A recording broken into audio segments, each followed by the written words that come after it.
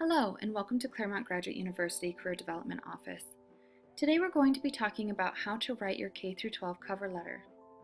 When applying for your teaching internship or full-time position, a cover letter, sometimes called a letter of introduction, is one of the requested documents for your application packet. The cover letter complements, but does not replicate, your resume and adds a more human element to your candidacy. The resume is just a report of your experiences and skills. It is difficult to be creative and develop a personality in a resume. The cover letter provides a narrative and an idea of what you'll be like in person. This is also where you can add elements that show how you will fit in with the culture and demonstrate your commitment to the school. It's helpful to review your resume and the job description so that you can determine which points you want to highlight in your letter. Before I discuss the elements of a strong cover letter, let's look at a sample job description so you can figure out how to decipher one.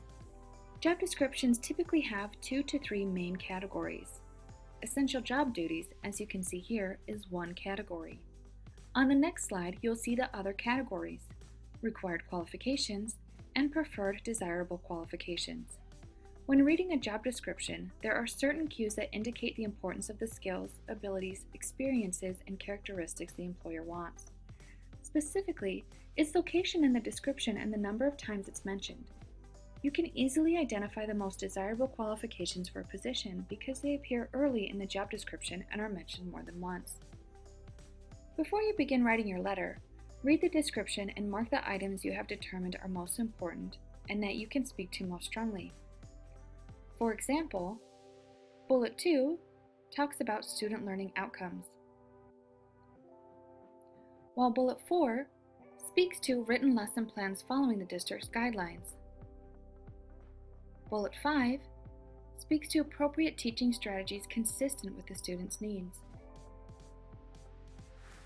Bullet 6 communicates students' academic and social progress to the parents on a regular, ongoing basis. And Bullet 7 provides teaching effectiveness. In this part of the description, you can see the next two categories you'll find in the job description: requirements and preferences. Look at the list of requirements. Only the first two are actually externally verifiable things: California teaching credential in mathematics and graduation from an accredited college or university. This is important to note since sometimes jobs may list a specific number of years or experience or other less tangible skills as a requirement when it is really a preference. If you don't meet all the stated requirements, the cover letter is a place where you can highlight tangible experience or make an argument that you can quickly learn the missing skill. Now that you know how to read a job description, let's move on to writing the letter. When writing the letter, formatting is important. You should use proper business letter formatting. Put your name and contact information at the top, then the person's name. If you don't know the name, then skip that line. Next, include the school or district and address. This starts the cover letter off with a clean and organized look. Finally, add a salutation. If you don't know the name of the person you're writing to, address it, "Dear Search Committee members." Just like your resume, your letter needs to be tailored to the school and the position. They know you want to be a teacher, but they want to know why you really want to teach their students at their school. Your cover letter should answer 3 main questions: why this position at this school, how do I match your needs, and why you should interview me. The first paragraph is important and sets the tone for the rest of the letter. You have to start strong and grab the reader's attention. If you started reading a book that didn't interest you, I'd bet you'd stop reading it pretty quickly. This is the same for a cover letter. In this part of the letter, answer the question, why this specific position, and why this particular school or district. What can you say that will help them see this is where you really want to be? Sally starts her letter stating her passion to join the specific school, then describes the kind of teacher she wants to be, and connects it to the district's values while signaling a commitment to diversity, which is mentioned in the job description. If you have other reasons or connections to the school or district, this is a great place to mention those. Perhaps you are a product of this school system yourself, or you did your teacher internship or teacher observation there, or maybe you have a connection to a faculty member.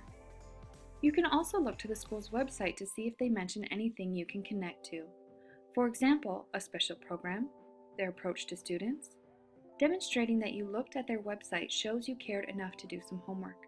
Remember, hiring is risky, so communicating a strong commitment to the school can help them see you as a low-risk candidate. The second part of the letter is where you answer the question, how do I match what you are seeking? This is where you connect your knowledge, skills, and abilities to the job opening. Don't repeat exactly what's in your resume. This is your opportunity to talk about other experiences that did not fit in your resume, or to elaborate and give depth to those experiences. This section is an opportunity for you to elaborate and create a narrative of how your experiences make you an excellent candidate for this position. You should be as clear and concise as possible. The goal of the letter is not to give them every detail about you, but to leave them wanting more so that they ask you for an interview. And make sure the experiences and skills you highlight speak to the job description. When writing this part of the letter, you want to present a self-confident discussion of your attributes. Be wary of using language that may undercut that. I think, I believe, I have adequate skills in. The second and third paragraphs in Sally's letter highlight experiences that she has that connect to the job description. Observed the impact of parent communication and collaboration. Developed differentiated instruction for various learners. Created engaging lessons and meaningful assessment for students. Helped revise the evaluation criteria for assessing the 5th grade mathematics program to ensure students are successfully meeting state and district standards. Strengthened my approach to teaching. And created short-term and long-term success. If you look back to slides 2 and 3, you will see I highlighted the pieces of the job description that these related to.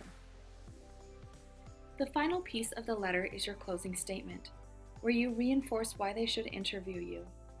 You can stress your value to the school like Sally did by mentioning her desire to begin a math league team. And don't forget to ask for an interview. I know it may seem obvious that by writing the letter you are asking to be interviewed, but this is a place where you can really reinforce your interest in them. You can see in this paragraph that Sally asks for an interview. And while you included your contact email and phone at the top of the letter, you should also include your contact information here. The last piece of information on the letter is your sign-off and signature. You should also include a printed version of your name here. I hope you feel more confident about your ability to write a strong cover letter for your teacher internship and full position. Thank you for taking the time to watch this video with us, and we look forward to seeing you in the office.